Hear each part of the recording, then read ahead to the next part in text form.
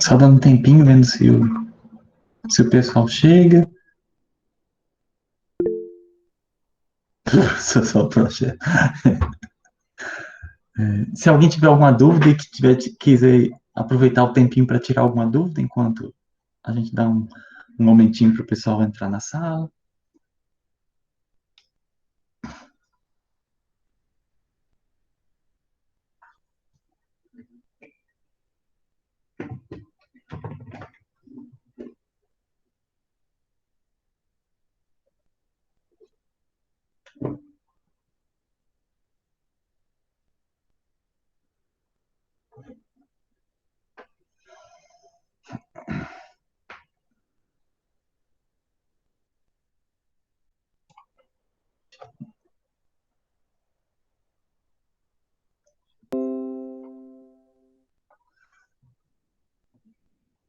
Bom, vamos começando e o pessoal vai chegando, né?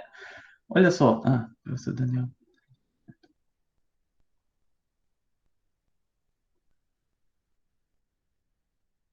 Eita, tá certo.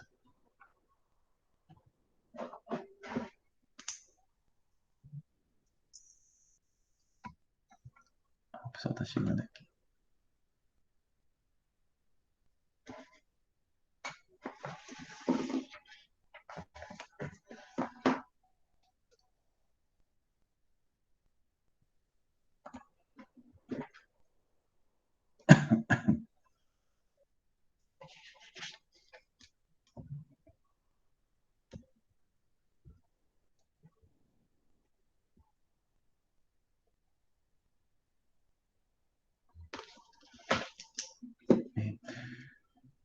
Vamos lá, né? Então, olha só.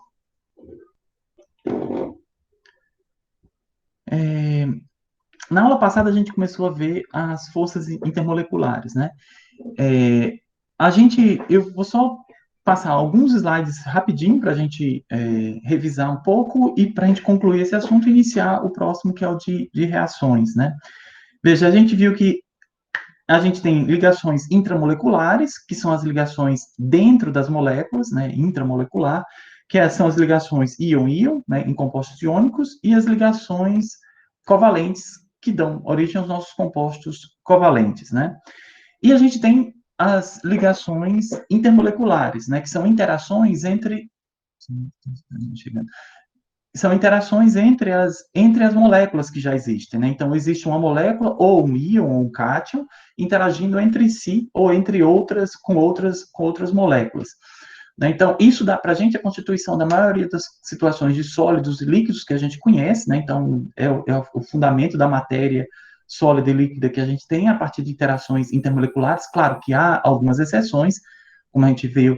Eu posso ter sólidos covalentes, né, como o caso do diamante, né, que são todas ligações covalentes envolvidas, ou sólidos iônicos, né, que são sólidos formados exclusivamente de ligações iônicas, e os metais, que são formados exclusivamente por ligações metálicas. Mas a maioria das outras situações de líquidos e sólidos que a gente tem, elas vão invariavelmente envolver interações intermoleculares, né? As moléculas já estão formadas, né? Isso eu estou trazendo uma dúvida que teve na sala de dúvidas, né? Agora de 6h30 às 7.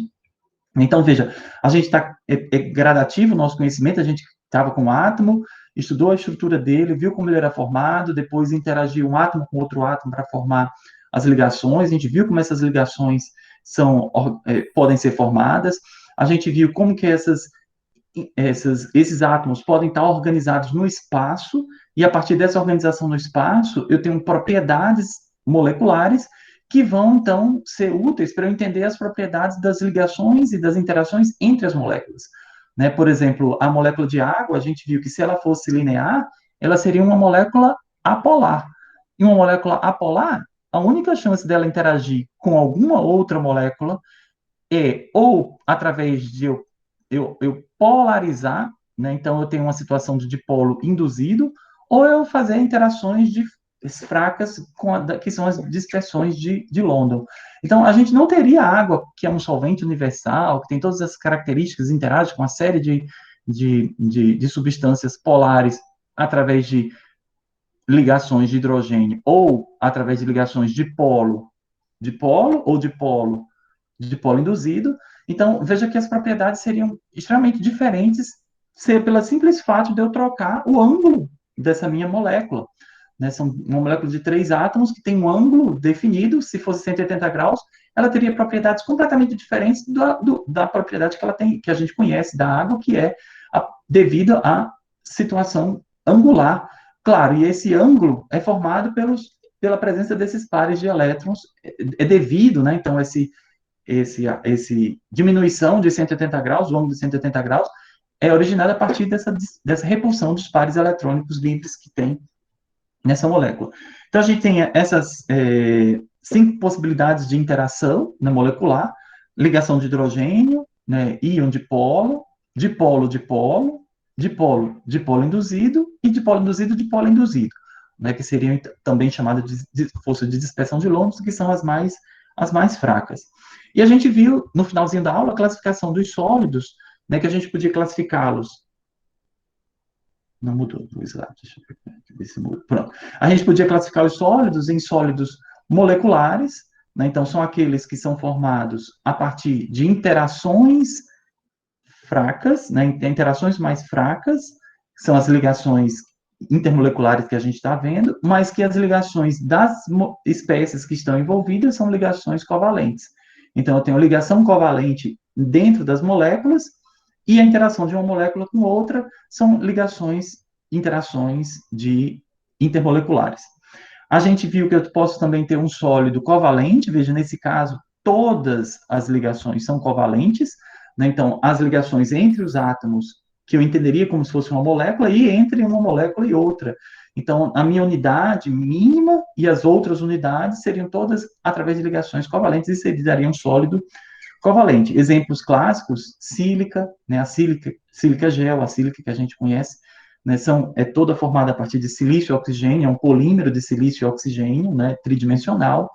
A gente tem o diamante, né, grafite. Então, diamante e grafite são formas alotrópicas do carbono, mas todas com ligações covalentes.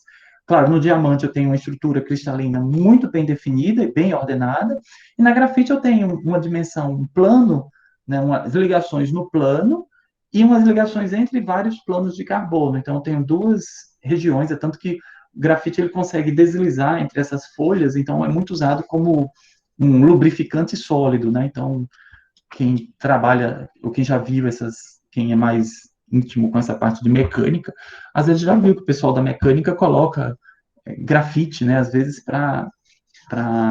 como uma maneira de evitar atrito entre placas de metal.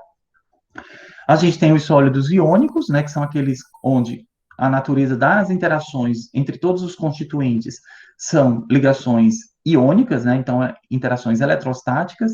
E a gente também tem os sólidos metálicos, né, que são aqueles constituídos por metais no seu estado de oxidação zero, né, e podem tanto ser metais puros, né, ferro puro, ou eu posso ter amálgamas, né, então algumas desses não atualmente não usa mais, mas muitos daqueles dos amálgamas alguns amálgamas eram usados para preencher cárie, né? Então hoje a maioria dos dentistas usam polímeros, né? São resinas.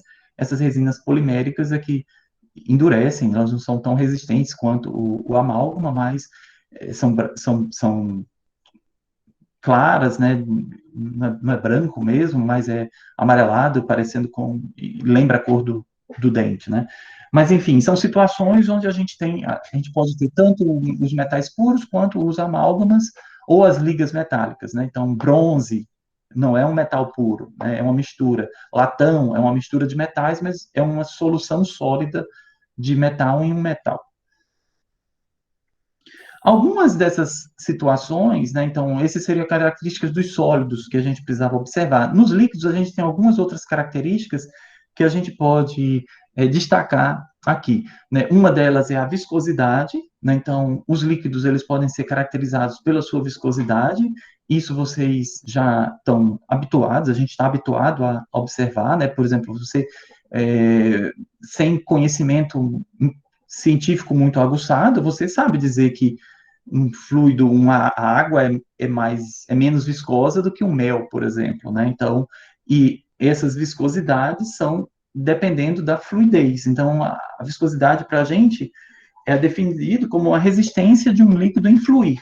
Então, um líquido com menos viscosidade é um líquido que tem pouca resistência a fluir. Então, ele flui mais facilmente. Né? Quando a gente, se vocês tiverem a chance de olhar óleo de freio versus um óleo de cozinha, por exemplo, né, o fluido do freio é um fluido que ele precisa fluir imediatamente, porque quando você aperta o pedal do freio, aquela pressão que o seu pé impõe, ela vai ter que ser transmitida instantaneamente para a roda. Então, eu não posso ter um fluido que tenha muita resistência a fluir. Já, por exemplo, se você enchesse o pedal, o tubo do fluido com um mel, por exemplo, que tem uma tendência muito devagar, né, de fluir, você ia apertar e o carro não ia parar nunca, ia demorar um tempão, às vezes já bateu, porque não deu tempo dele parar, porque a velocidade, né, de transferência da informação do você apertar o pedal ao freio mesmo na roda seria muito lenta. Algumas outras propriedades da viscosidade que também são muito relevantes é quando a gente está tratando com diesel, né? Diesel, biodiesel, né? Veja que as temperaturas, aqui no Nordeste, a gente não tem uma variação de temperatura muito alta, né? Mas nas regiões onde a gente tem uma variação de temperatura grande, né? Por exemplo, invernos, situações onde você tem uma temperatura perto de 10, 15 graus, né? Às vezes de manhã acorda, tá 10, 15 graus, e no meio-dia até tá um pouco mais quente, mas veja que com isso você vê que tem muitos desses carros poderiam ter problemas se estivesse usando um biodiesel ou um diesel que tivesse dificuldade aumentasse muito a viscosidade, a gente sabe que a viscosidade é função da temperatura, né? Então, numa situação, num líquido, numa temperatura mais baixa, você teria líquidos mais viscosos. Então, esse estudo da viscosidade se torna um estudo importante e as características, veja aqui, que a natureza da viscosidade passa pela tendência, né, de ter das forças intermoleculares que estão entre as moléculas que compõem esse líquido. Né? Então, aqui a gente tem nessa tabela, por exemplo, mostrando a viscosidade do hexano, do heptano, do decano. Veja que eu estou só aumentando o número de carbonos, e eu vejo, eu saí de uma viscosidade 0,3 para o decano, que já é uma viscosidade 1,4. Então, eu estou saindo de uma situação que é um líquido muito fluido, né, para um líquido já um pouco mais viscoso, né, no caso de 10, alterando só o número de carbonos. Veja que isso é a partir de que tipo de interação? Né? Veja, se eu for olhar essas moléculas, uma molécula de decano interagindo com outra molécula de decano, o decano é essencialmente apolar. Então, ele não pode formar ligação de hidrogênio, ele não pode ter ligação do tipo dipolo, porque ele não tem dipolo. Não pode ser dipolo induzido, porque não tem dipolo, como que ele vai induzir? Então, dipolo induzido seria uma possibilidade, ou as forças de dispersão de London. Né? Então, essas seriam situações que a gente teria, né, uma limitação, né? Então, nesse caso, e a gente tem também a própria forma geométrica. Veja que essas cadeias, elas podem se emaranhar. Então, se eu tenho cadeias pequenas, emaranhado pode ser um pouco menor, então deslizar se torna mais fácil. Se são cadeias muito grandes, elas podem se emaranhar umas com as outras, e o líquido ter mais dificuldade de fluir, porque para essa molécula sair daqui, eu tenho que, às vezes, desemaranhar de outra molécula. Então, eu tenho essas interações intermoleculares associadas também à liberdade, né, que eu tenho de geometria, né, de conformação de várias dessas moléculas muito maiores. Então, aqui embaixo tem só o exemplo, né, de líquidos, né, no caso de lubrificantes que estão bastante fluidos, que têm as suas propriedades e sua utilidade, e lubrificantes um pouco mais viscosos, né, e alguns que sequer escoam. Né? Se você é, é, observar, aqui a gente também tem o que a gente chama de viscosímetros, né, que são aparelhos simples, né, você mede a velocidade, às vezes mede o tempo que leva para fluir de uma situação de um reservatório para outro. Então, são vários tipos de viscosímetros que medem exatamente a tendência à fluidez desses sistemas e, claro, são sistemas calibrados, né, para fazer uma medida reprodutível e entre vários laboratórios ter o mesmo tipo de análise. E aqui o outro exemplo, né, nesse gráfico, seria, no caso, a viscosidade do sangue, a viscosidade total do sangue, onde a gente tem a viscosidade do sangue em função da quantidade de hematócrito, né, que são os glóbulos vermelhos do sangue, né, comparando com a viscosidade da água. Aqui considera a viscosidade da água igual a 1, né, então a viscosidade do plasma é um pouco acima de 1.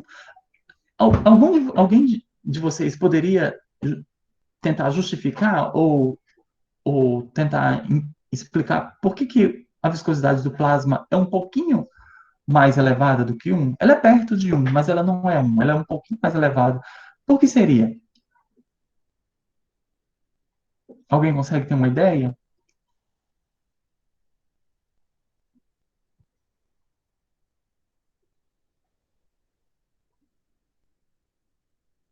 Por causa da mistura? Que mistura?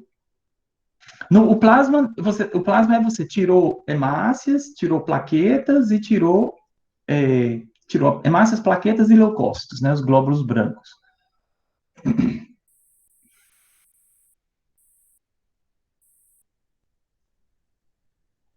Mas não sobrou nada? É porque a gente imagina em geral isso, né? Mas lembre, o plasma, ele seria, se você imaginasse que era água e o resto, tudo bem. Mas é mais ou menos uma mistura, só que eu estava querendo que você disse que tipo de mistura. Você tem os sais, né, que estão dissolvidos, que não vão se separar com centrifugação, porque esses frações que a gente tirou, plaquetas, são sólidos, né? Você conseguiu tirar, pô, ela não está dissolvida no sangue, ela está suspensa, está dispersa no sangue.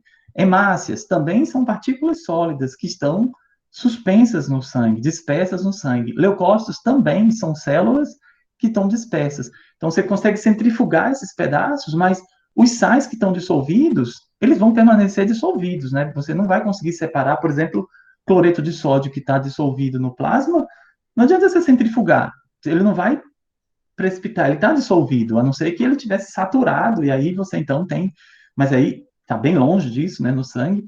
Você tem também proteínas, né, dissolvidas, proteínas pequenas, ou proteínas, às vezes, albuminas, que são proteínas globulares um pouco maiores, mas você tem essas outras proteínas que estão dissolvidas nesse plasma, e com isso tem interações entre elas e faz com que eu tenha uma menor dificuldade de fluir.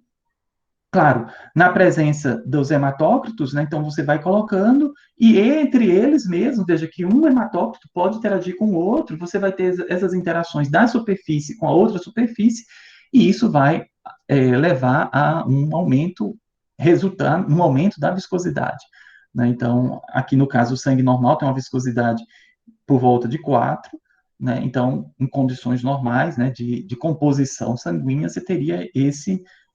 Agora, claro, se você mede a viscosidade do sangue e está fora do 4, tem alguma coisa errada. Ou você tem mais hemácias do que devia, ou você tem menos hemácias do que devia. Né? E, claro, era um distúrbio que deveria ser investigado. A outra propriedade, então é para dar fluidez ao sangue? É para dar fluidez ao sangue? É, eu não entendi se o que é para dar fluidez. Não, o plasma é líquido, né? As hemácias estão lá, elas cumprem o papel dela, né?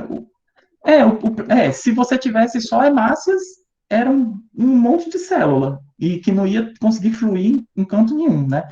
É o plasma que sustenta meio que como se fosse o solvente, né, do nosso sangue, mas você não vai poder chamar exatamente de solvente, porque ele é uma mistura de uma série de compostos orgânicos e inorgânicos que estão dissolvidos nele, né? E você tem essas outras partículas, essas outras células que estão suspensas, né? Plaquetas, que são pedaços de, não são células que se reproduzem, mas são células, são pedaços, fragmentos de célula, e tem as células de fato, hemácias e os leucócitos, né? Então, que estão suspensos no plasma. E ele então dá a fluidez. Mas veja que a fluidez do composto do sistema como um todo vai ser função da composição.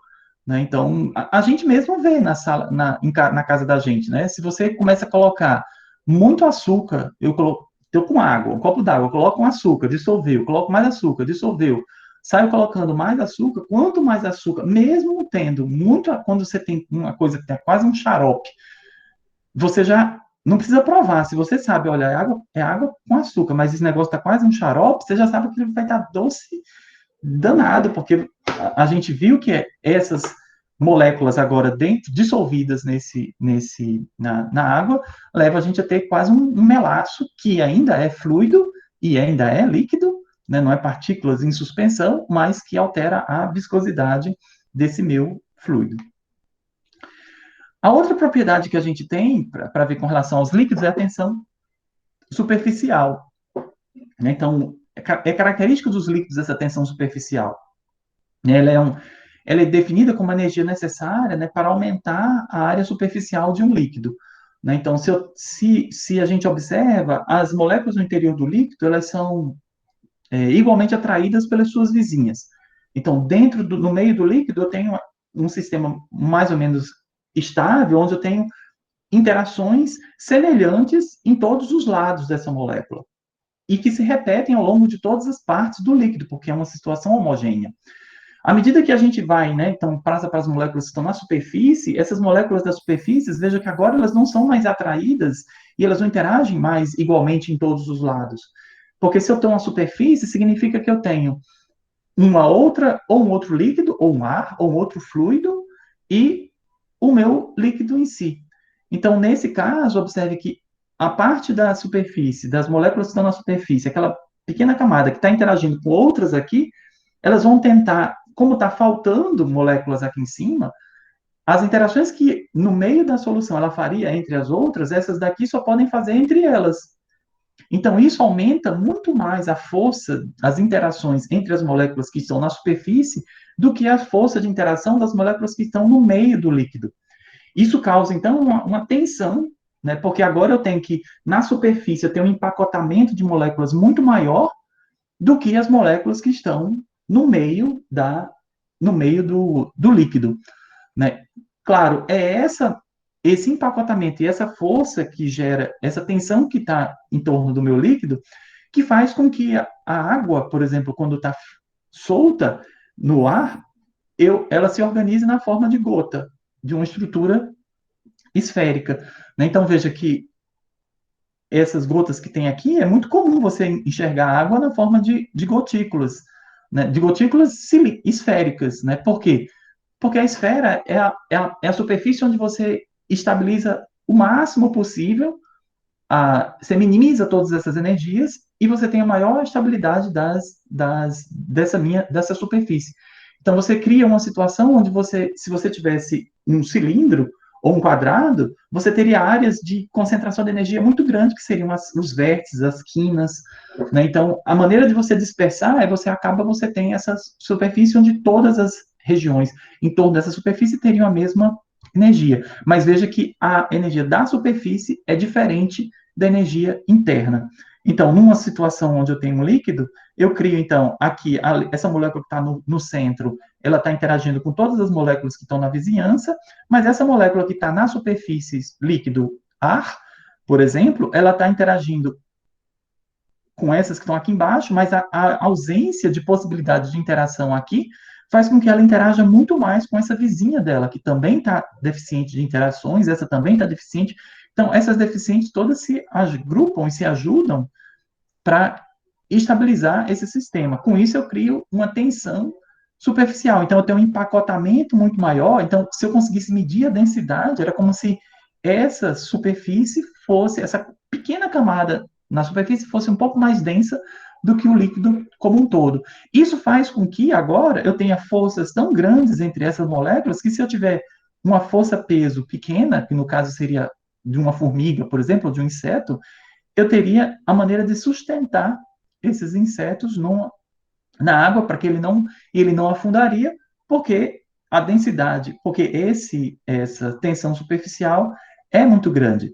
Note que quando a gente usa detergente, as micelas, né, como a gente viu lá ainda quando a gente estava vendo no final de uma das aulas da gente de logo após estrutura de Lewis, e polaridade, a gente viu que a micela ela diminui, o efeito de um detergente é exatamente diminuir a tensão superficial, que ele faz como? Interagindo, né? Então, uma parte dessa minha molécula, desse meu surfatante, nessas moléculas, nessa superfície, fazendo com que agora eu tenha uma redistribuição dessa superfície e eu, então, diminuo essa tensão que está aqui. Claro, numa situação como essa, você diminuindo a tensão superficial, facilita a interação com outras substâncias e até a dispersão de outros sólidos no líquido.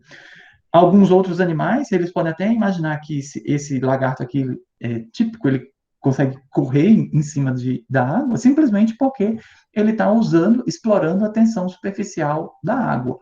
Né? Então, ele consegue ele passa tão rápido sobre a água que essa tensão do líquido é suficiente para sustentar o peso dele e ele não afundar imediatamente. Outra propriedade que é muito importante com relação aos líquidos, né, e que tem relação com essa tensão superficial, é o que a gente chama de menisco. Né? Isso vai ser muito, muito, muito importante quando vocês estiverem no laboratório, né? Quando vocês estiverem já nas aulas de laboratório, porque as medidas de volume, né, de uma solução, né, a maioria das vezes vão estar trabalhando com isso, né, então, na maioria das situações, a gente trabalha com líquidos e soluções, né, então, a medida de volume, ela depende de você conseguir fazer a medida de acordo com o que a gente chama de menisco. Esse menisco é, quando a gente tem um tubo, a gente olha, a gente vê que forma uma concavidade. Uma cavidade é côncavo ou convexo, né? Você tem algo circular em torno do líquido, ele não é plano, completamente plano. Isso é exatamente decorrente da tensão superficial e das forças de coesão e de adesão que a gente tem, a força de coesão entre as moléculas em si e as forças de adesão, né, das moléculas com a superfície do recipiente, né, que contém esse líquido. Então, aqui a gente tem dois exemplos. Né? Aqui você está vendo um exemplo, um exemplo de uma solução aquosa, está colorida com um pouquinho de corante só para facilitar você ver, né, para a gente enxergar, isso não era fácil. E o outro aqui é um outro líquido muito especial, que é o mercúrio. Né? Então, veja que nessas situações a gente tem um menisco que tem, veja que ele está aparecendo para baixo, o líquido é como se ele estivesse subindo nas paredes e o meio do líquido está para baixo, e no mercúrio a gente tem que ele aparece para cima, o menisco está para cima. Veja que nesse caso, quando o menisco é curvo para baixo, veja que a gente tem uma situação onde as forças, né, de coesão no líquido são maiores do que as forças, são menores do que as forças de interação, de adesão do líquido com a superfície. Então, veja aqui nesse tubo, veja o vidro, ele é formado de silicato, e o silicato, ele é silício, mas a superfície do silício, né, a superfície do vidro, a terminação dela é com OH. Então, tem uma série de silício OH, silício OH, silício OH na superfície. Então, essa superfície com um monte de OH aumenta o que a gente chama de molhabilidade. Né? Então, eu consigo molhar melhor essa superfície, né? E aí, claro, as interações de ligações intermoleculares, né, do tipo de ligação de hidrogênio entre o líquido e a superfície desse vidro é muito maior, né, do que as ligações da própria água com a própria água, né? Porque está sendo equilibrada. Então, esse tipo de interação faz com que eu tenha uma força de adesão maior, então eu começo a subir esse líquido em torno, perto dessa superfície, e crio, então, uma situação de um menisco voltado com a curva para baixo. No caso do mercúrio, veja que agora aqui o mercúrio é Hg, né? Então, é um metal que interage com ele mesmo, e a interação do metal com metal, a interação do mercúrio com mercúrio é quase ligações covalentes desorganizadas. Então, ela é muito forte de um mercúrio com outro. Ele tem pouca interação, e de interagir com os OHs da sílica. Então, veja, o fato dele interagir mais com ele mesmo significa que as forças de coesão no mercúrio são muito maiores do que as forças de adesão com o líquido. Com isso, eu gero um menisco que tem concavidade para cima.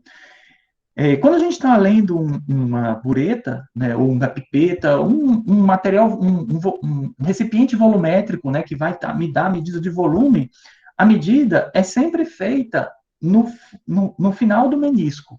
Então, vocês vão aprender lá na parte experimental a ler isso, e isso faz uma diferença muito grande. Veja que aqui está sendo demonstrado um líquido que está numa pipeta.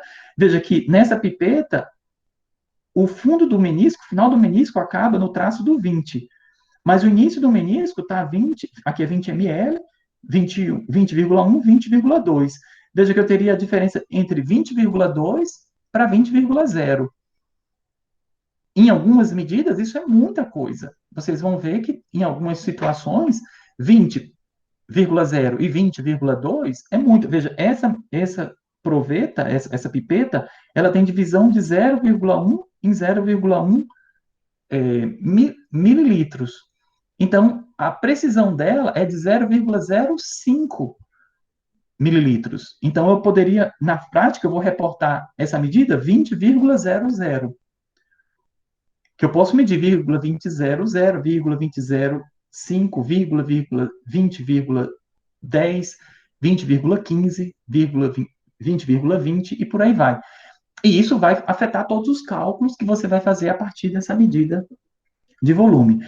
Então, quando a gente está medindo, outro cuidado que tem que ter é que você tem que estar com o seu olho no nível exato do traço que você está medindo, porque senão a gente chega num erro que a gente chama de erro de paralaxe, né? Ou seja, aqui eu tenho que ler o menisco pela parte de baixo, se eu leio o menisco da parte de cima, está errado, né? Então, eu só vou ler o menisco na parte de cima para líquidos que são tão coloridos que é impossível você enxergar o menisco. Então, a gente lê por cima, mas veja que isso vai ser igual para todas as pessoas que forem fazer essa medida, né? Porque ninguém vai conseguir enxergar o menisco. Então, a gente já sabe, eu não consigo enxergar o menisco, o líquido é muito colorido, né? Na prática, vocês provavelmente vão usar permanganato de potássio, né? Que é uma solução roxa, tão roxa, tão roxa, tão roxa, que você não enxerga o outro lado dela. Porque mesmo concentrações mais ou menos diluídas, ela ainda é muito colorida. Então, a gente mede por cima. Mas veja que a medida tem sempre que ser no nível. Se você mede nesse nível, está correto. Se você está lendo por cima, olhando por cima, você vai ler um volume. Se você olha por baixo, você vai ler outro volume.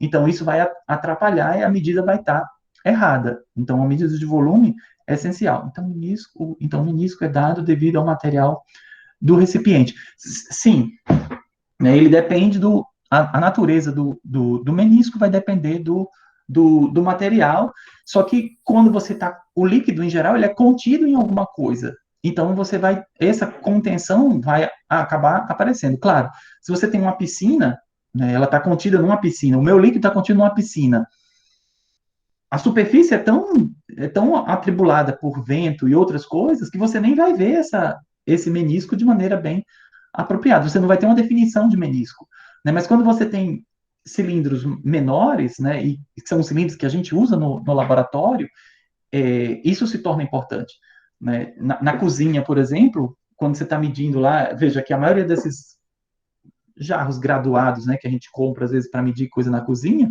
vem um traço, outro traço, não tem muita divisão, porque se você está lendo por cima, por baixo ou por coisa, você vai medir 500 ml.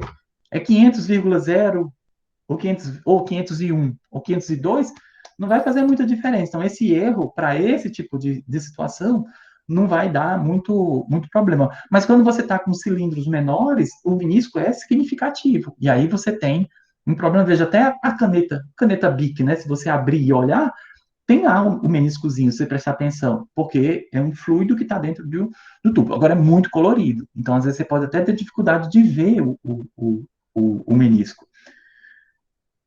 A outra situação que a gente tem muito importante com relação aos líquidos é o de capilaridade.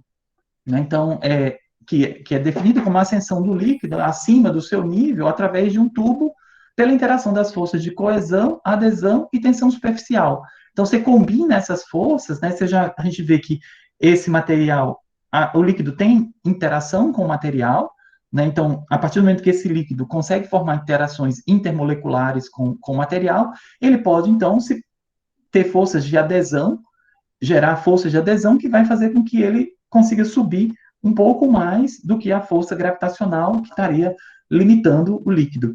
Né, quando a gente tem tubos, né, tubos de vários diâmetros, veja que tubos muito finos, você tem, então, forças de adesão que são relativamente altas, e aí você tem, então, um efeito que é exatamente daí o nome, né? Você tem tubo fino, um capilar é um tubo muito fino, e você tem um efeito de capilaridade. Veja que aqui é uma régua que está medindo um líquido verde subindo em vários tubos de vários diâmetros. Veja aqui, você está subindo até 5 centímetros, né, em função de um capilar mais fino, um capilar mais grosso, e até você ter capilares bem grossos, onde você, então, nem tem mais esse efeito se torna irrelevante. Mas quando você tem capilares muito finos, essa tensão superficial faz com que o líquido, então, interaja com essa superfície e consiga ter força de adesão suficiente para que você consiga, então, ir subindo. Esse é o mesmo princípio que faz esses difusores de ar, né, que são tão comuns hoje em dia, né? Você tem um material que interage muito bem com o líquido, e essas interações do sólido com o líquido fazem com que, então, eu tenha esse efeito, né, dessa superfície. Veja, quem compra esses difusores encontra que tipo de material nessas palhetas.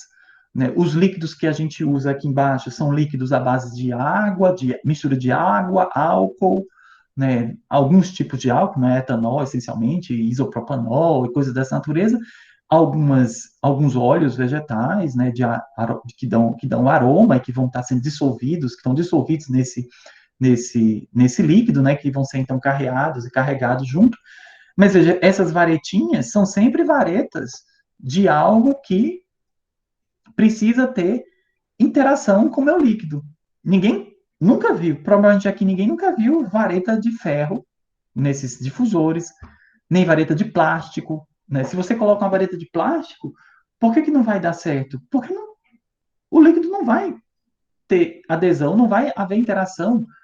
Um plástico, por exemplo, é um material essencialmente carbono, hidrogênio, carbono, hidrogênio. Já vi de bambu. Mas bambu é feito de madeira, que é de celulose, e celulose é cheia de OHs. Né? Então, plástico, se você olha plástico, ele vai ser o quê? Um material apolar, o próprio vidro, né, grande, recipiente de vidro, ele teria que ter capilares para poder, sistema muito de capilaridade para ele poder subir e se propagar. Então aqui você vai encontrar o quê? Celulose, papel, madeira, né? Então sistemas que são à base desse tipo de material, que são materiais que contêm muitas estruturas com OH. E aí, claro, essas estruturas com OH geram ligações de hidrogênio que fazem com que aumente a força de adesão, e então eu consigo ir propagando esse líquido ao longo do meu difusor.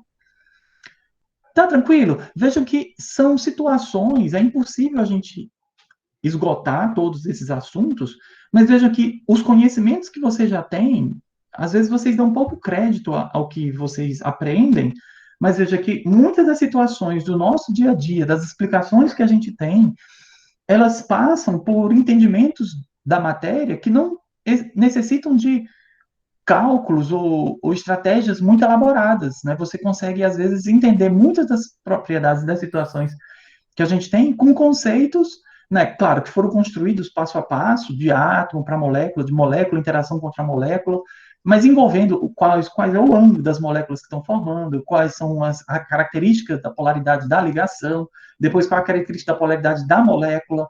Então, são situações como essas que fazem que vocês consigam ter um entendimento melhor do mundo que rodeia e dos materiais que vocês vão trabalhar, né, e que vão transformar ou biotransformar, né, para gerar, que vai ser o dia a dia do curso e da profissão futura de vocês. Né? Então, com isso, a gente encerra essa parte, esse é o último slide desse assunto de forças intermoleculares, e que eu estou trazendo agora o outro lado da moeda, né? Quando eu não tenho interação, ou quando eu tenho limitação dessa interação. Então, veja que nem sempre a gente está sempre buscando que haja mais interações. A gente também pode estar tentando fazer o design de coisas que têm pouca ou menos, ou alguma interação um pouco menor. Veja que exemplo desse vídeo. É um pássaro, né, que está entrando, né, dentro d'água lá para pegar o peixe dele. Tem o nome desse pássaro, eu sabia, eu já esqueci. Mas então ele vai, pega o peixe e sai. Veja, a característica, se você prestar atenção bem clara desse pássaro, é que ele não está molhado. Né? Ele pode estar, ele não é completamente seco, mas você vê que as penas saíram intactas. Né? Imagina a gente quando, se fosse a gente, o cabelo da gente sai todo, a gente dá um mergulho na água, sai todo molhado. Não tem como a gente não saber que a pessoa não entrou dentro da água ou não recebeu um banho. Né? Porque o design do nosso cabelo, o design da nossa pele, o design do nosso corpo não foi feito para. Não tem essa necessidade. Esse pássaro tem. Né? Então, ele não consegue voar se ele tiver. Veja, a força que ele está tirando é toda dele. E da interação das asas com o ar. Ele não teve o impulso de, eu dei um pulo lá no fundo do rio e saí levantando para levantar voo. Ele saiu do nada, então ele tem que chegar na superfície e ele já tem que estar seco para não estar pesado. Né? Então, ele não pode estar pesado. Se as penas estivessem molhadas, o problema todo de estar molhada era o fato dele estar com um peso muito grande e ele não daria conta de se sustentar e levantar voo. Veja que essa situação é uma característica onde o design das penas, e claro, essas penas contêm uma lubrificação, né, tem um óleo, né, nessas penas, fazem com que a natureza desse material seja de pouca interação com a água. Então, se você imaginar, essas penas, esses materiais, o cabelo da gente é proteico, a natureza das proteínas, dos aminoácidos que estão escolhidos e que estão organizados nesses materiais, né, a natureza do óleo que está sendo liberado para lubrificar esses pássaros, é tal que a presença desse óleo e a presença, a natureza dessa pena é de evitar as interações intermoleculares de ligações de hidrogênio. Então, você já imagina o quê? Olha, eu tenho que ter alguma coisa nela, nesse material, nesse pássaro, que seja apolar, para que haja pouca interação. Evitar ligações que tenham NH, evitar materiais que tenham ligações OH.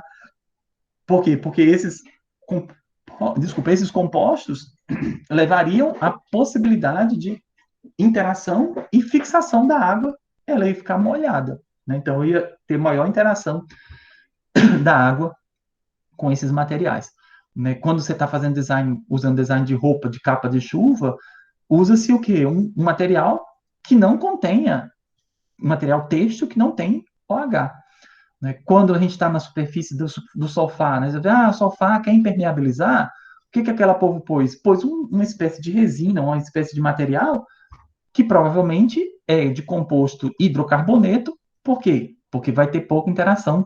Já se você deixa o algodão exposto, algodão é uma superfície à base de uma série de OHs, carboidratos e situações como essas, que você teria, então, interação boa com a água, aumentando a capacidade de interação com a água, ou seja, de retenção do líquido, que teria que sair por evaporação, né, lenta, porque tem uma interação química intermolecular entre a água que está lá e o material, a superfície desse material.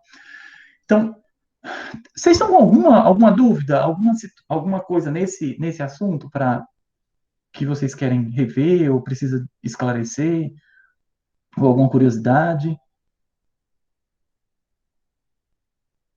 né? Porque com isso a gente encerra essa parte, esse módulo do nosso curso de ligações, né? De ligações entre átomos e ligações e interações entre as moléculas, né? Claro que depois vocês vão estudar é, as transformações, né? Então, no curso de orgânica, por exemplo, vocês vão agora estar vendo como eu quebro uma ligação para formar outra ligação, né? Então, como é que eu estou transformando esse material. O próximo item que a gente vai entrar, né, do nosso curso é de reações químicas, né? Então, daqui para frente a gente vai tratar com reações e as situações de cálculos, né, de equilíbrio, cálculos de concentração, de diluições, de rendimento. Então, daqui para frente a gente vai ter esse tipo de abordagem para o nosso curso. Essa parte do curso, vejam que nos livros ela está bem espalhada em posições bem diferentes, vai depender do livro que você pegar. O livro do Atkins, por exemplo, ele pressupõe que isso tudo que a gente está vendo agora inicial foi estudado no ensino médio, né? O que eu sei que às vezes não é, então a gente vai ter que revisar e olhar algumas coisas. Mas isso, então, como ele assume no Atkins que isso está no ensino médio, isso está antes do foco 1, antes do 1. Ele está na parte antes, que ele chama de fundamentos A, B, C, D, E, F. Aí ele sai colocando várias letrinhas. Então, muita parte desse nosso curso no Atkins, ele vai estar nessa parte inicial de fundamentos. No livro do Cheng e nos outros demais livros, eles vão estar espalhados entre vários capítulos, né? Então, os capítulos não são sequenciais, vocês vão encontrar reações químicas, o que a gente está estudando em vários capítulos que não são na ordem. Por exemplo, em tal livro está no capítulo 2, depois vai para o capítulo 3, depois vai para o capítulo 4, mas vocês vão encontrar sem muita dificuldade, porque são assuntos que vocês até já estudaram, alguns desses, no ensino médio. Então, alguns vão ser aprofundamentos, outros vão ser revisão, e para quem não viu, vai penar um pouquinho mais, porque vai ter que aprender mesmo a partir de agora, né? Então, com relação a reações químicas, a gente vai aprender as representações, né, as classificações e os balanceamentos, porque depois a gente vai tratar exatamente de cálculos estequiométricos, equilíbrio, então eu preciso que essa parte esteja bem fundamentada. De novo, a gente é uma escada, a gente está passando da parte mais baixa para a parte mais alta, e a gente vai vendo, então, passo a passo. Então, veja, para a reação química, o que eu tenho que responder algumas perguntas iniciais, né? O que ela é? Né? O que é uma reação química? Né? Então, é uma transformação, né, de uma substância em uma nova, né, que apresenta identidade química diferente. Então, eu posso apenas reordenar os átomos, se isso levou a uma identidade química diferente, eu entendo que houve uma reação. Né? Por exemplo, carbono, diamante, carbono, grafite, se eu consigo transformar o grafite em diamante, foi uma reação química que houve. Claro, é uma reação química que alterou a estrutura interna desses sólidos.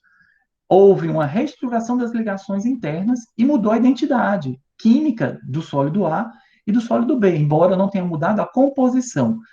É mais fácil a gente entender reação química, é mais óbvio, quando você muda a composição.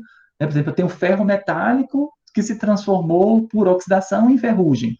Então, você tem uma transformação de ferro zero em óxido de ferro, oxigênio atômico que se fixou agora na forma de óxido. Então, essa é uma situação mais fácil da gente visualizar. Mas lembra que você pode ter sistema de isomerizações, e isomerizações são reações químicas porque altera a identidade química do sistema. Né? E por que ela ocorre? Né? Então, uma reação química ela sempre vai ocorrer para alcançar níveis energéticos mais favoráveis ao sistema. Então, tem o meu sistema como um todo, que leva em consideração o soluto, o solvente, as espécies que estão no meio.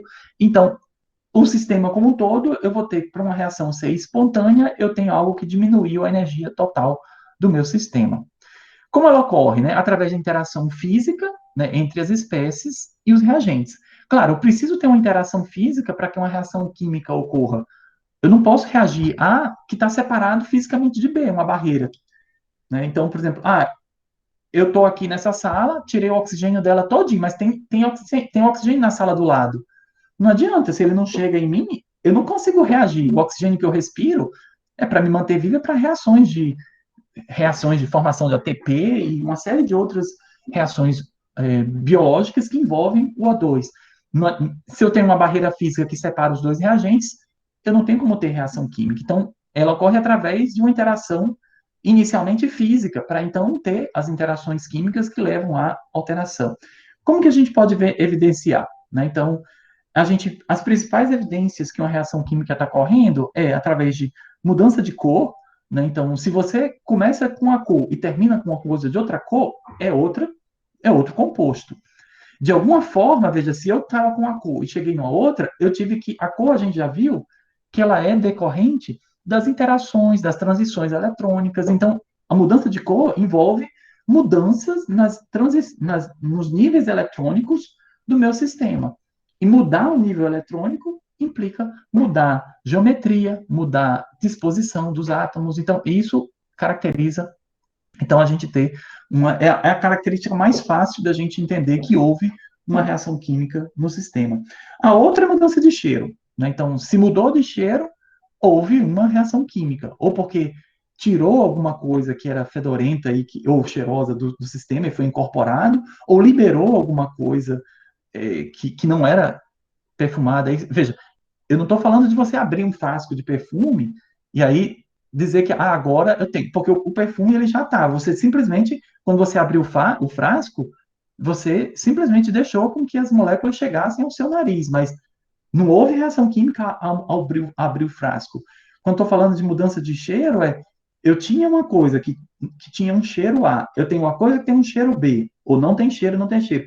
Misturei essas duas e aí surgiu um cheiro novo, né, seja bom, ruim, ou catinga, ou enfim. Essa é uma característica de uma reação química. A outra característica é a produção de um gás ou de um sólido. Então, eu parto de um sistema líquido.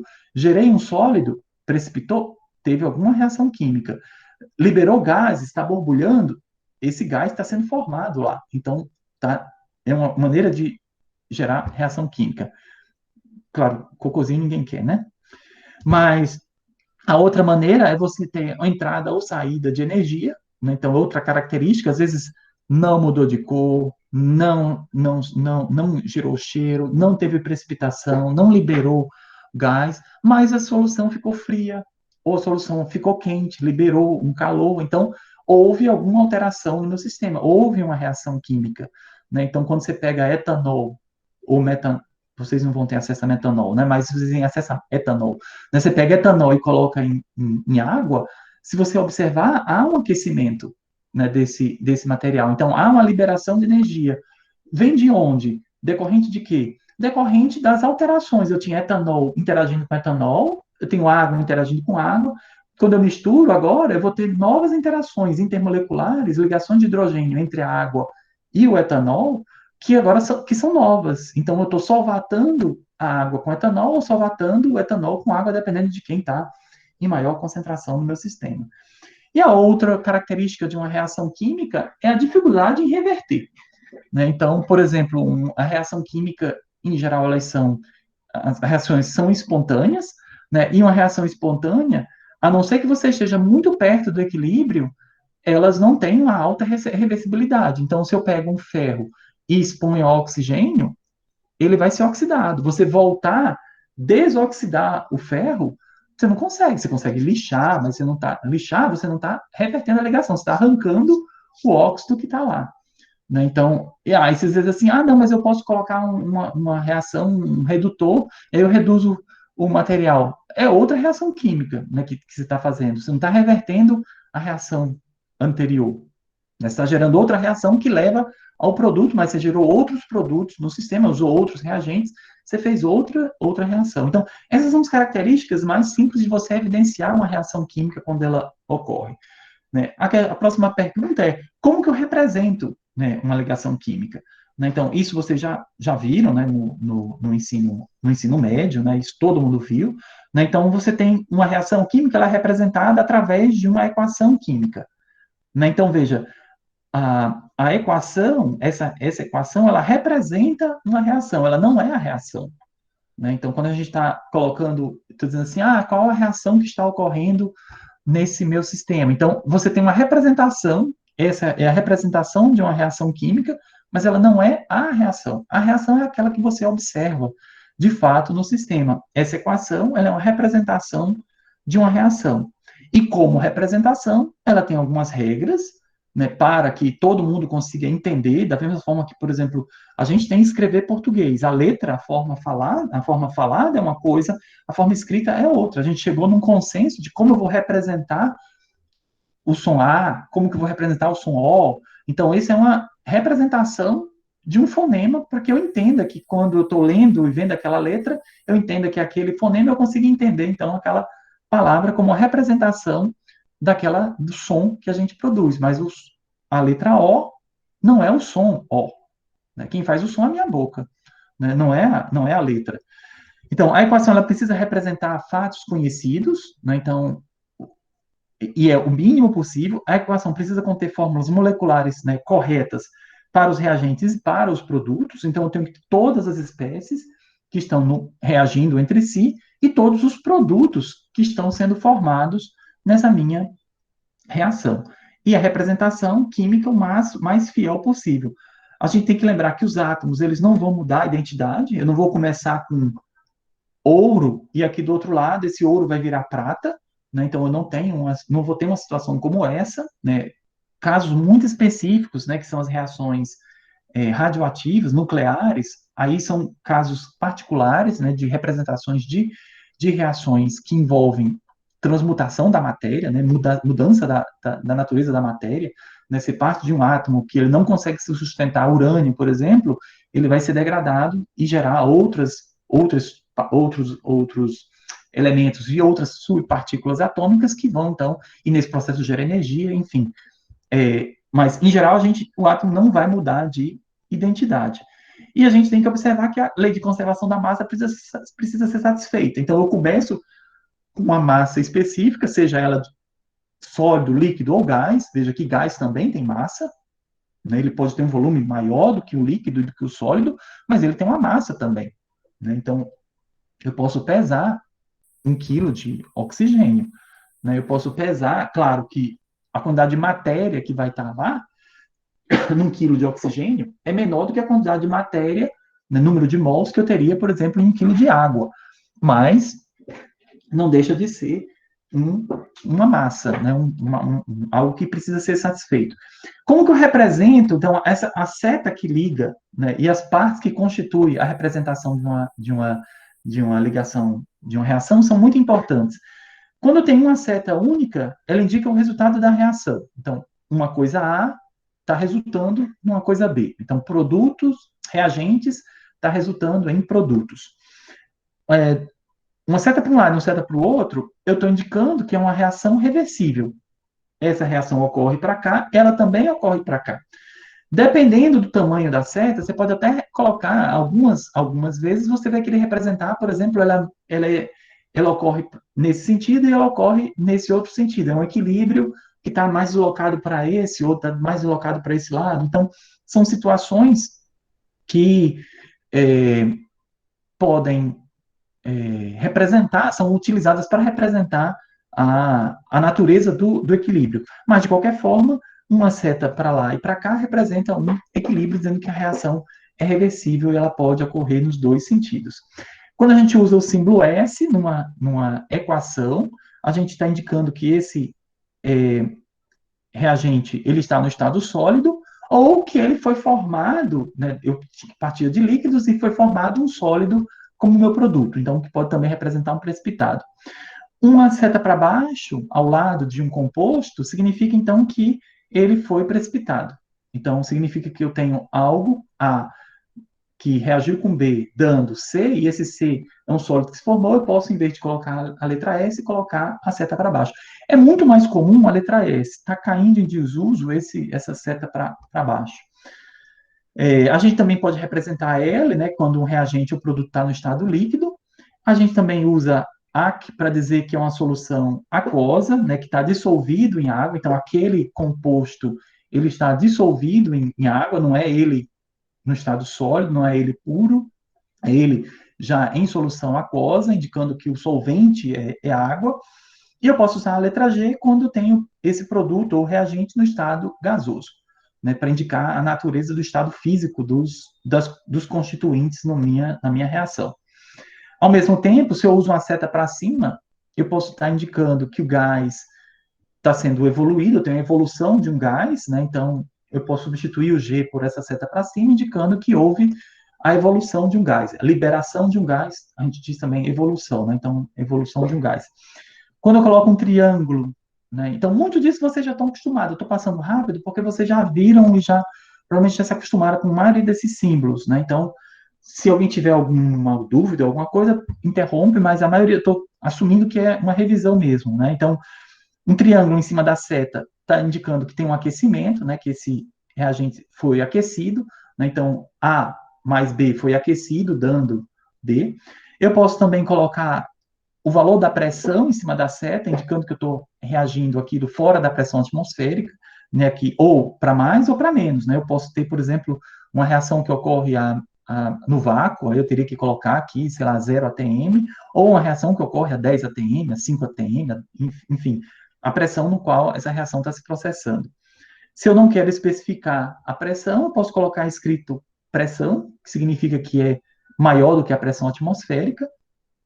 Posso também identificar a temperatura, né, em cima da seta, indicando, por exemplo, que eu tenho uma temperatura específica, né, em vez de só aquecimento, eu posso dizer que ela se processa a 0 graus, ou a 10 graus, ou a 4 graus, enfim, indicando que eu tenho que controlar a temperatura do meu sistema, ou usando um banho termostatizado, ou fazendo misturas para controlar essa temperatura, enfim. A outra característica é quando eu coloco uma substância em cima da seta, eu estou indicando que essa substância está atuando como um catalisador. Né? Então, A reage com B, essa reação é catalisada por isso daqui, por essa substância que está em cima da seta, gerando C e D. Né? Então, ela não participa da reação diretamente, estequiométrica, ela não é consumida, nem é formada, né? Mas ela é mantida, ela altera só a velocidade. Então, indicando que essa reação é mais rápida na presença desse catalisador. Né? Lembrando que o catalisador, ele não transforma a reação de espontânea para não espontânea. A reação de catálise, ela é sempre espontânea. Ela simplesmente é aumentada a velocidade. Então, eu tenho uma reação que ela já ocorreria na ausência do catalisador, só que ela pode demorar muito tempo. Então, eu coloco um catalisador porque ela vai mais rápida. E, claro, eu vou colocar um sinal de mais, separando os produtos. A mais B, dando C mais D. Então, esse mais é indicando simplesmente a separação dos vários constituintes do meu sistema. Como que eu classifico as reações químicas? Né? Então, tem vários tipos de classificar uma reação.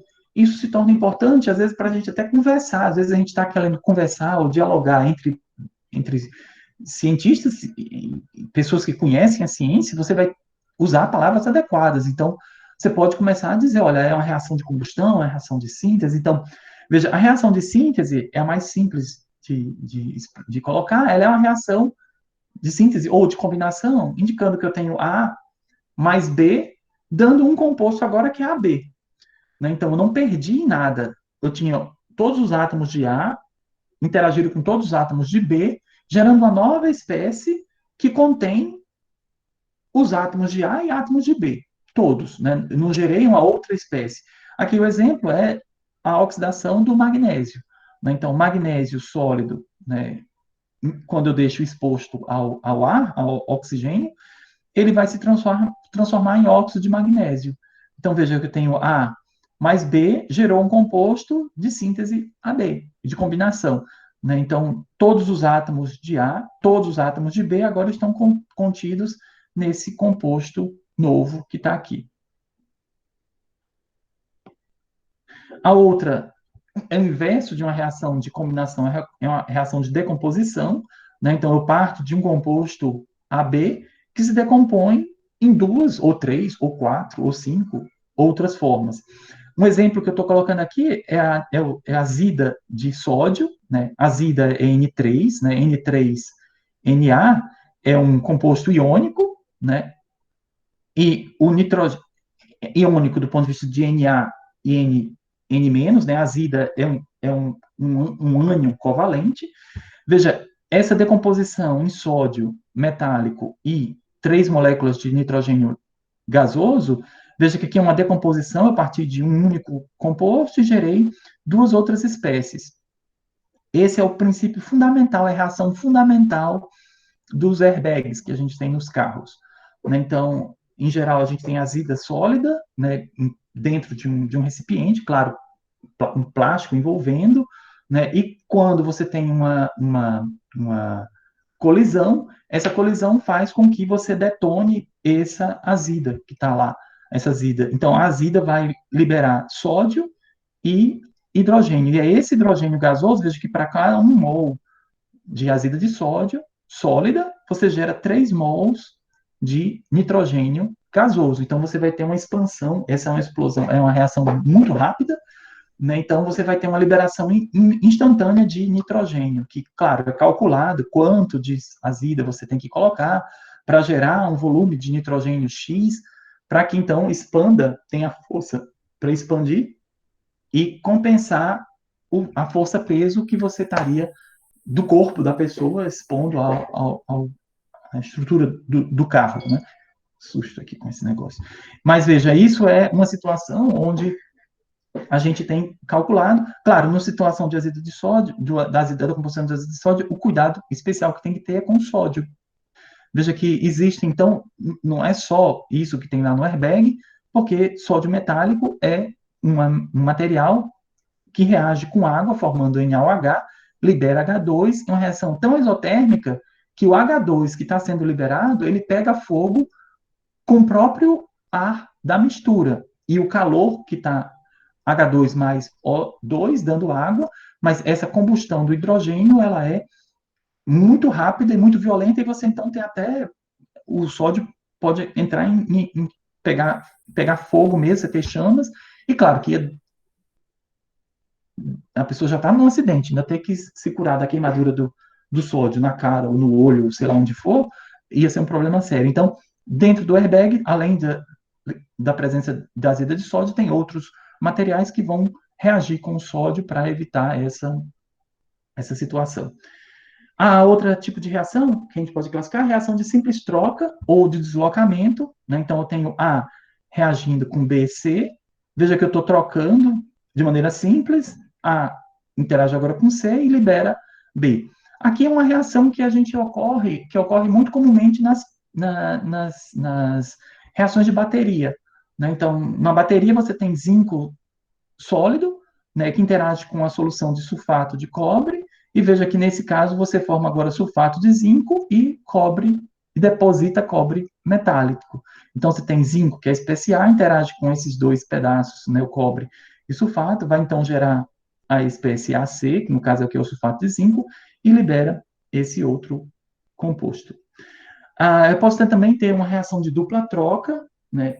Em geral, ela é utilizada quando a gente tem, ela é muito usada para a gente ter, para fazer às vezes a separação de compostos, e é muito útil quando a gente tem uma reação química, no design da reação química, quando a gente tem a formação de um composto que é volátil, ou então que ele é forma precipitado, né, em água, ou leva à formação de água. Então, uma reação de dupla troca, eu tenho A, B, interagindo com C, D, e claro, eu vou trocar A vai pegar D e B vai pegar C. Então, eu tenho uma situação dessa natureza, né, que um exemplo que está dado aqui embaixo, né, então eu tenho o nitrato de chumbo, pode interagir, por exemplo, ele é solúvel, interage com o sulfato, com o iodeto de sódio, que também é solúvel, e gera, então, aqui uma solução, uma suspensão contendo o iodeto de chumbo, né, que é um precipitado, bem característico, e o nitrato de sódio, que é solúvel. Né? Então, é muito comum a gente usar esse tipo de coisa, esse tipo de reação no laboratório, especialmente quando a gente está procurando reações. Claro, quando eu estou tentando, não é só para isso que ela é utilizada, mas ela quando a gente está no design de reações para sintetizar alguma coisa, a gente, em geral, está tentando fazer isso, que a gente começa a tentar separar os produtos. Veja que um sólido separa, eu posso filtrar de uma maneira mais fácil do que se eu tiver tudo em solução, depois como é que eu separo uma coisa da outra é mais difícil. A outra reação clássica, que a gente tem a reação de neutralização, né? Então você tem um ácido interage com a base, né, gerando um sal e H2O, né? Se for ácidos e bases de Bronsted, né, que tem, a gente vai ver isso mais na frente. E a outra é uma reação de combustão, é muito usada quando a gente tem hidrocarbonetos, né, então você parte de um sistema com um hidrocarboneto do tipo CnH2n, um alcano, ele vai interagir com oxigênio, gerando CO2 e água, se for uma reação completa. Lembra que uma combustão incompleta, né, em geral, a terminologia é essa, né, então a combustão completa gera CO2 e água, e uma combustão incompleta, né, ou combustão parcial, vai gerar também CO, né, monóxido de carbono, no lugar de CO2 e água. Né? Então, é algo que é como se tivesse, não oxidou o carbono de maneira suficiente, ele estaria mais oxidado, o estado de oxidação do carbono seria maior se ele estivesse na forma de CO2. E a última que a gente tem que ver é a reação de polimerização. Né? Então, a reação de polimerização, eu tenho um monômero que reage com outro monômero e gera polímero. Né? Então, você parte, por exemplo, de etileno, reage com outro etileno e você forma, então, polietileno. Né? Então, são situações vinil com outro vinil, você forma o polivinil. Então, que é o nosso comum composto no PVC. Então, são situações onde a gente tem, então, uma unidade, que a gente chama de monômero, interage com outra unidade, que é da mesma natureza, e gera, então, polímero. Claro que eu posso ter monômeros diferentes, e aí são polímeros, tem polímeros, copolímeros, então, quem estuda polímeros tem várias estratégias e situações de tratamento, de trabalhar com polímeros que podem envolver mais de um monômero, e isso traz características mais diferenciadas para esse material resultante, mas não deixa de ser uma reação de polimerização. A próxima etapa é como que eu balanceio essas reações químicas, né? Então, se eu já identifiquei as reações, como que elas vão ser balanceadas, né? Então, o balancear a reação é o manter, é o obedecer à lei da conservação das massas, né? Ou seja, a matéria ela não pode ser perdida em nenhuma reação química. Então, eu tenho uma matéria, o número de átomos de unidades que eu tenho desse lado vão ter que ser o mesmo do outro lado. Elas vão se reorganizar entre as ligações no espaço ou entre a troca, né, de conectividades, mas você não vai perder átomos, não vai desaparecer átomos, né? Então, aqui tem um exemplo, né, de uma situação, uma reação de combustão do metano mais O2 dando CO2 e água. Né? Veja aqui você tem uma molécula de metano reage com duas moléculas de oxigênio e vai gerar uma molécula de dióxido de carbono e duas moléculas de água. Né? Note que aqui, essa reação, o balanceamento dela precisa ser exatamente 1:2 para 1:2. Note, você pode dizer assim, e se eu multiplicar tudo por 2? Posso ter 2:4:2:4. Mas o que a gente vê no balanceamento é a conservação das relações entre os coeficientes que compõem o meu sistema, os meus reagentes e os meus produtos. Então, veja que se eu multiplico tudo por 2, eu vou ter um número diferente de moléculas, mas a proporção de reatividade vai ser a mesma. Né? E veja que aqui, da forma como está explícita, a gente tem um carbono, e aqui eu tenho 4 hidrogênios. Veja que aqui é o número de átomos de carbono e hidrogênio que eu tenho desse lado da equação. Aqui eu tenho 4 oxigênios, 4 átomos de oxigênio desse lado. Quando eu passei para cá, para esse outro lado, veja que agora o oxigênio está distribuído entre dois produtos. Mas eu mantenho no balanço global, desse lado dos produtos, eu tenho um carbono, bate com um carbono que eu tinha lá do outro lado, 2 oxigênios aqui, com 2 oxigênios aqui, eu tenho 4 oxigênios, bate com o número de 4 oxigênios que eu teria aqui, e nas duas moléculas de água, eu tenho, então, a formação, os 4 átomos de hidrogênio que eu tenho aqui. Então, eu posso sempre balancear o balanceamento da reação, ela pode ser feita sempre levando em consideração isso, né, que eu tenho que escolher números no meu sistema que vão representar o número total de átomos de um lado e do outro. Veja que é um passo a passo que a gente usa para balancear equações onde a gente conhece, veja, isso é muito importante, onde a gente conhece todos os reagentes e a gente conhece todos os produtos. Porque, veja, suponha que aqui nessa reação de metano, reagindo com oxigênio, se eu não soubesse que formava água, como era que eu ia balancear? O hidrogênio que está aqui, ele não pode desaparecer, ele vai aparecer aqui de que forma? Né? Então, essa é uma situação onde a gente tem que conhecer todos os produtos que são formados, né, para poder eu ter um balanceamento da minha equação. Então, para garantir que eu tenho, porque eu não posso sair colocando coisa aleatória, tipo, eu vou colocar aqui H2, porque isso reage com isso e vai gerar CO2 e hidrogênio. Né? Essa reação, hidrogênio na presença de O2 vai gerar água. Então, eu não tenho como. A representação da reação de combustão é com água, não com hidrogênio. Porque o próprio hidrogênio, se estivesse sendo gerado, seria uma etapa intermediária que reagiria com O2 para formar água. Então, a gente precisa conhecer, para poder balancear, quem são os reagentes e quem são os produtos. A gente vai ver mais na frente que a gente vai balancear reações redox. Nessas reações redox, às vezes a gente não sabe todos os produtos e todos. Bom, a gente sabe os produtos, a gente não sabe todos os. A gente sabe uma parte dos reagentes, uma parte dos produtos, e a gente não consegue fazer uma reação global. Numa reação dessa natureza, você precisa conhecer, ou porque você conhece a química do sistema, né? Eu não posso chegar e dizer assim, tá aqui A reagiu com B, dá o quê? Isso não é balancear uma equação, porque você tem que saber o que que deu, quais são os produtos formados possíveis, ou porque você foi lá no laboratório e mediu, ou porque você foi na literatura e viu o que, que o povo já reportou. Assim, olha, alguém já estudou isso e já detectou que forma isso e isso. E aí é obrigação sua saber porque está publicado. Está na literatura, você pode sair, você pode buscar.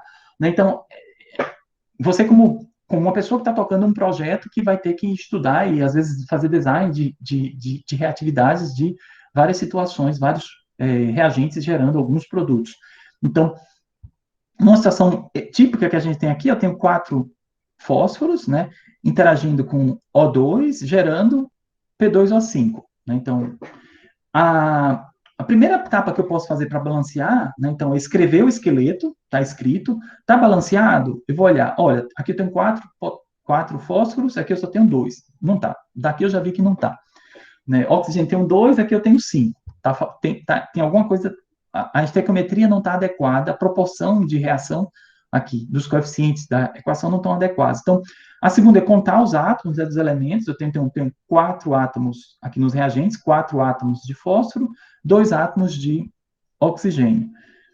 Eu olho agora os produtos, 2 átomos de fósforo, 5 átomos de oxigênio. Então, eu vou agora tentar encontrar coeficientes que vão igualar esses átomos. Né? Então, existem alguns métodos. Vocês já podem ver. Pode ser na tentativa e erro, ou pode ser um método algébrico. A gente já vê essas situações. Aqui nesse caso, veja que a gente começou numa situação que é os números que podem rapidamente balancear esse sistema seria 2 fósforos P4 mais 10 oxigênios, dando 4 P2O5. Veja que numa situação como essa, eu posso simplificar para eu ter o menor valor possível, tentar ter inteiros, e o menor valor possível. Veja que aqui, se eu dividir tudo por 2, então eu teria 1, 5, 1, 2 dividido por 2, 1, 10 dividido por 2, 5, 4 dividido por 2, 2. Então, eu teria que essa aqui seria uma equação balanceada, e a última etapa é conferir. Sempre você tem que conferir. Veja que esse é o tipo de questão em prova que você obrigatoriamente já sabe antes de entregar se você errou ou acertou. Porque não tem como você não conferir os resultados. A não ser que você faça a conta errada. Fiz conta errada, somei errado, multipliquei errado. Aí é um problema mais sério. Mas quando você termina, tem que dar o número de átomos de um lado igual ao outro do outro lado. Se não deu, a sua reação não está balanceada. Então, ou você esqueceu alguma coisa, você pulou alguma etapa, enfim, tem que rever. Então, aqui nesse exemplo, né, vamos pegar aqui. Se eu fosse balancear, eu posso fazer um sistema em tentativa, eu tenho P4 mais O2, dando P2O5. Veja, eu posso imaginar que eu tenho uma situação, vou fazer em caso de tentativa e erro, né? Por exemplo, eu posso colocar, digamos que eu coloque, eu vou fazer bem mais complicado do que poderia ser, para você ver que mesmo a gente escolhendo números que são meio errados, meio inconvenientes, a gente acaba chegando. Eu posso colocar, por exemplo, um. Digamos que eu coloque um aqui, né? Não, a minha escolha original seria colocar um lá no P4, onde tem mais átomos, né? Então, eu vou colocar o número um onde... Mas digamos que eu coloque um. Comecei com um aqui. Coloquei um P2O5. Veja, nessa situação, eu tenho, então, que... Eu tenho, se esse coeficiente aqui é um, significa que que eu tenho dois fósforos. Aqui nessa minha fórmula, do lado dos produtos, dos reagentes, eu tenho quatro. Então, eu tenho que colocar, se eu colocar um, eu teria quatro. Como eu quero que apareça só dois, eu vou ter que colocar meio. Então, eu tenho meio coeficiente. Então, meio de P2 de P4 equivale a dois fósforos. Então, aqui equivale a dois fósforos. Veja que agora aqui os fósforos estão balanceados. Balanceei fósforo. Vou balancear agora oxigênio. Como que eu balanceio oxigênio? Vou contar, veja, aqui eu tenho tenho 5, coeficiente 1 na frente do P2O5, então eu tenho 5 oxigênios. Para o O2, a molécula de O2 são sempre de 2. Então, para que isso vire 5 oxigênios, eu vou ter que colocar 5 meios. Porque 5 meios vezes 2 oxigênios, então equivale a ter 5 átomos de oxigênio. Veja que essa equação estava balanceada. Eu posso eliminar essas frações multiplicando tudo por 2. Então, aqui pode virar, se eu multiplico tudo por 2, esse coeficiente aqui agora vira 1, esse coeficiente multiplicado por 2 agora vira 2, e esse coeficiente multiplicado por 2 vira 2, que é exatamente esse estequiometria que eu tenho aqui. Oh, 5 multiplicado por 2 é 5 meios multiplicado por 2 é 5. Peguei a caneta errada. Né? Então, é esse coeficiente que eu tenho aqui, 1 para 5 para 2. A outra situação que eu posso utilizar, o outro método que eu posso utilizar, é um método algébrico. Veja que ele é um método matemático que serve. Eu não sei se vocês chegaram a estudar esse método algébrico no. Eita, Petrúcia está no hospital, coitada. Espero que melhore. É, uma outra situação que a gente pode utilizar é partir do pressuposto de que eu posso entender cada átomo desse como uma variável x, e eu posso montar então um sistema de x equações com n incógnitas. E a partir daí eu começo a fazer. Quem já fez alguém já usou esse método algébrico no ensino médio? Ou fazia na tentativa, nesse método de tentativa e erro? Fixa um e sai procurando tentar colocar os outros. Alguém usava esse método, o método algébrico? Você vai chamar de X? Ah, o Edvaldo usava. Vamos, eu vou abrir aqui esse outro aqui para colocar.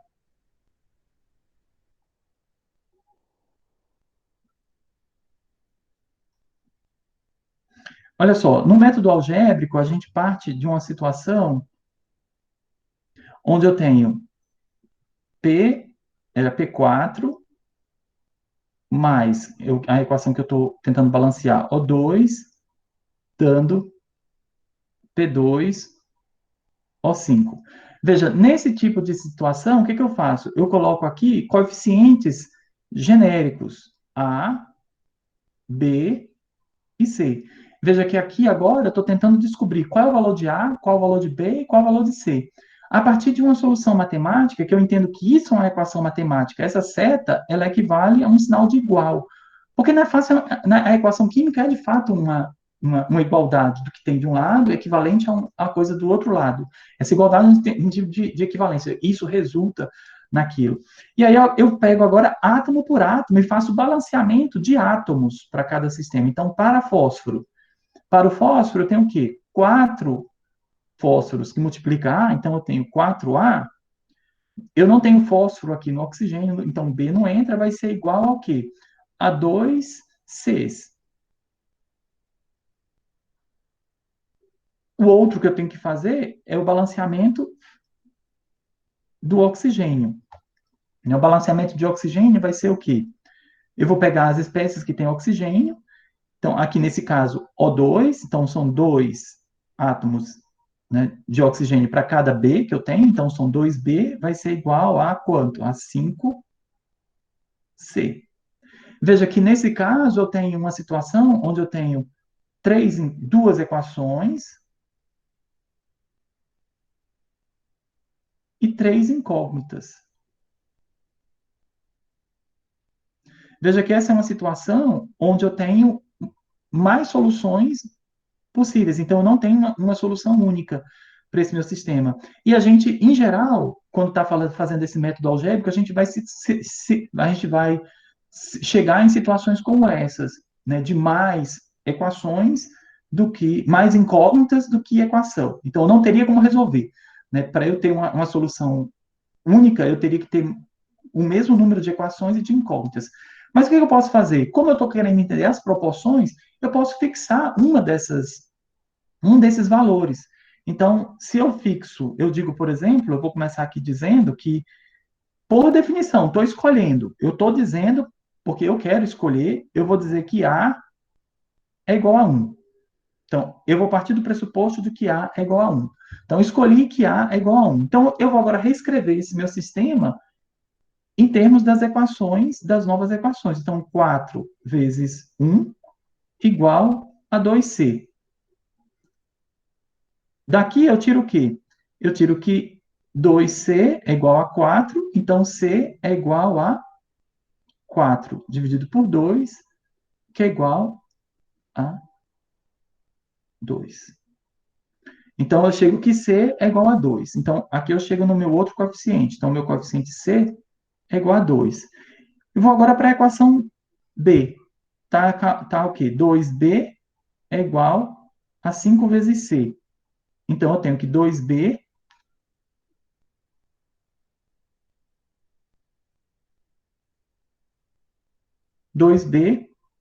é igual a 5 vezes C. C é 2. Então, 2B é igual a 10. Daqui eu tiro que B é igual a 10 dividido por 2, que é igual a 5.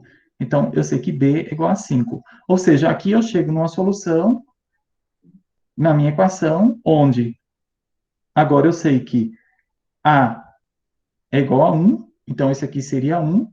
B é igual a 5, então aqui seria 5, e C é igual a 2. Então, meu balanceamento seria 1 P4 mais 5 O2 mais 2 P2O5. Veja que é o mesmo tipo de solução que a gente teve por tentativa e erro. Esse método algébrico, ele vai sempre funcionar. Ele pode ser trabalhoso no ponto de montar todas essas equações. Agora, a limitação dele é qual? Ele só funciona se você tiver todos os produtos e todos os reagentes. Mas veja que isso é uma situação onde você, para começar a pensar numa reação química, você só vai poder usar para balancear se você souber realmente todos os reagentes e todos os produtos para balancear, ou pela tentativa ou por esse método. Né? Então, sabendo todos os reagentes e todos os produtos, você então pode fazer o balanceamento da equação. Vocês podem treinar isso, por exemplo, com outras equações, pegar outras equações que vocês já estão acostumados e treinar. Retornando então agora aqui para o nosso sistema, a próxima situação é uma situação agora onde eu estou. A minha é a situação quando a gente vai ter a situação de definição de reagente limitante. Né? Então, é uma situação agora onde a gente tem um caso onde as quantidades de matéria que eu estou colocando no meu sistema, elas não são as quantidades estequiométricas da reação. Né? Então, eu vou entender que o reagente limitante, né, é aquele que é completamente consumido em uma reação química antes dos outros reagentes. Né? E veja, o reagente limitante, o nome já diz, é sempre um reagente, não pode ser um produto. Né? Então, eu não posso ter um produto limitante. O produto ele é formado a partir dos reagentes. O que limita é a quantidade de reagente. Eu estou colocando isso porque, por mais absurdo que possa parecer, a gente já teve questão na situação, gente, na prova de seleção de mestrado da pós-graduação, ou seja, galera já formada com seu diploma de graduação na mão, que a gente colocava uma situação na prova de seleção, se tu cai uma questão sempre disso aqui que vocês estão estudando, porque química geral é básico para qualquer pessoa que está fazendo pós-graduação em química, e tem gente que a gente pergunta qual é o reagente limitante. Isso mesmo, qual é o reagente limitante de uma reação X aí que eu tenho? E tem gente que coloca um produto como reagente limitante. Né? Aí dá vontade de se perguntar assim, poxa, o que essa pessoa ficou fazendo durante toda a graduação dela? Né? Então, o reagente em excesso é outro sistema, é outra situação que a gente usa muito. É claro, o reagente em excesso é o que não é limitante. Né? Então, ele está na quantidade acima da necessária. Né?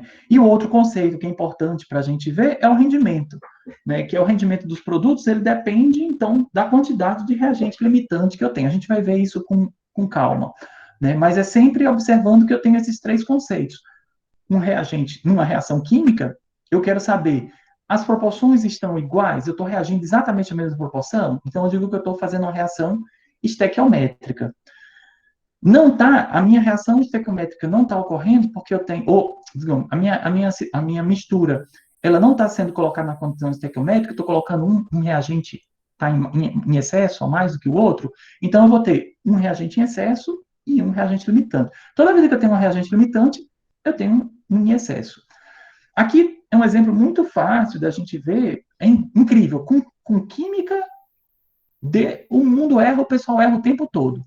Com comida, eu nunca vi ninguém ter problema com reagente limitante e excesso, quando a gente está falando de comida. Né? Então, assim, vamos fazer um sanduíche. Veja, o meu sanduíche, a minha definição de sanduíche é um pão, um hambúrguer, um queijo e 2 tomates. Digamos que essa é a estequiometria que eu defini para criar, desculpa, um, um hambúrguer, um pão, um, um queijo e 2 tomates para formar esse meu sanduíche. Veja, numa situação como essa, o que eu já estou vendo? Eu posso formar no máximo quantos sanduíches? Né? Eu vou poder formar no máximo 3, porque eu tenho 3 carnes, pão está em excesso, eu tenho mais pão do que eu preciso, vai sobrar pão. Queijo, eu tenho mais queijo do que eu preciso, ia precisar de 3 queijos, aqui eu tenho 5 queijos. Para preparar 3 sanduíches, eu preciso de 6 tomates. Aqui eu tenho 1, 2, 3, 4, 5, 6, 7. Eu tenho 7 tomates.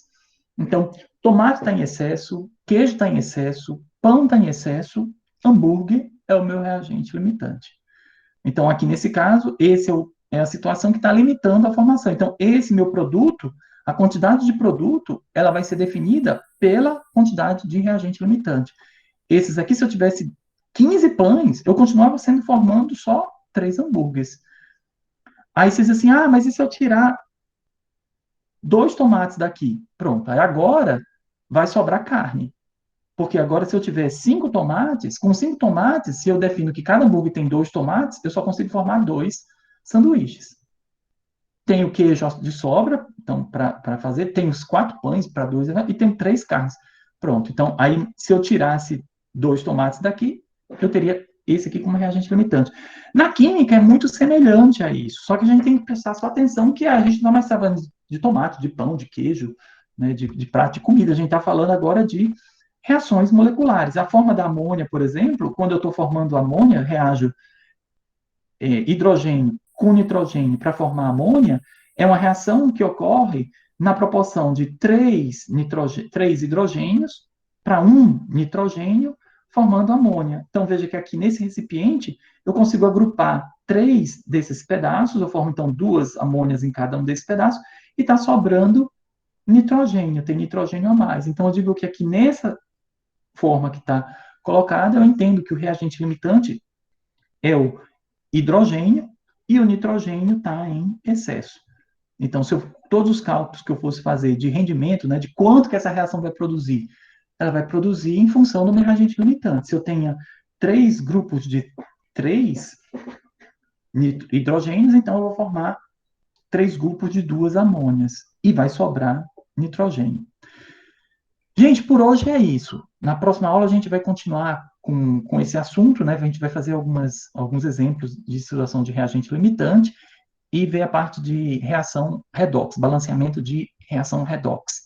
né, que vocês também já devem ter visto no ensino médio. Quem puder revisar, dar uma olhada, você precisa saber calcular o número de oxidação, né, das situações, porque na reação redox a gente envolve número de oxidação e número de redução, estado de oxidação dos elementos. Dá uma revisada lá no livro do ensino médio, beleza?